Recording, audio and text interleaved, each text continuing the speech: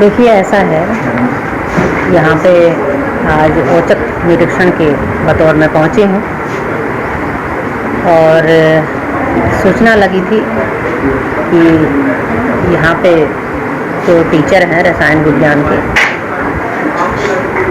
उन्होंने लड़कियों से अभद्र भाषा में वो काफ़ी दिनों से टिप्पणियाँ लड़कियों पे कर रहे थे।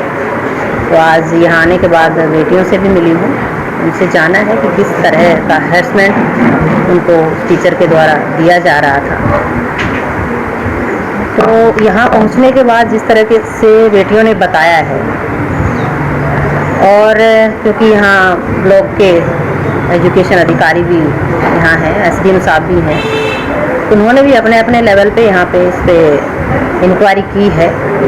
तो जो चीज़ें सामने आई हैं, जो टीचर हैं, उसमें ये लगता है कि वो मानसिक तौर से बीमार है और उन्होंने स्वयं भी ये माना है कि उनका दिमागी जो है सिस्टम जो है वो ठीक नहीं है।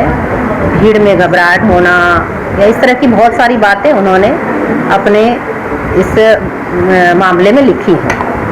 और डॉक्टरी जो ट्रीटमेंट वो ले रहे हैं यहाँ टोहाना से ही, उससे भी ये पता लगा है, डॉक्टर ने भी मेरी डॉक्टर से भी बात हुई है, मैंने करी है बात डॉक्टर से। उन्होंने कहा कि कहीं ना कहीं किसी दिमागी समस्या से पीड़ित हैं, मानसिक तौर पे परेशान हैं। तो यहाँ स्कूल प्रशासन ने भी और ब्लॉक शिक्षा अधिकारी ने भी और एसडीएम साहब ने भी, सबने मिलके जो रिपोर्ट तैयार करी है या टीचर से जो बात करके सारी चीज़ें जो शॉर्ट आउट हुई हैं, उसमें यही पता लगा है कि टीचर की मानसिक स्थिति ठीक नहीं है। मानसिक तौर पे वो कहीं ना कहीं बीमार हैं।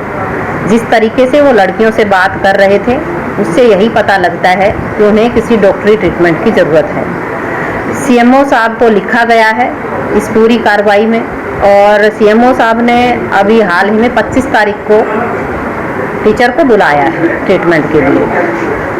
वो जिस तरह का भी ट्रीटमेंट की ज़रूरत है टीचर को, वहाँ सीएमओ साहब के द्वारा दिया जाएगा। और मुझे लगता है कि ऐसा व्यक्ति जो अनफिट है, मेंटली तौर पे सही नहीं है, यहाँ लड़कियों के स्कूल में उसका यहाँ रहना और ड्यूटी करना वो बेटियों के लिए नुकसानदेह साबित हो सकता है।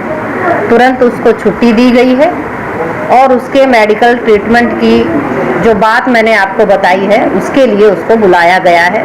जो भी उसके ट्रीटमेंट के लिए रिक्वायरमेंट होगी वो उसको वहाँ पे दी जाएगी।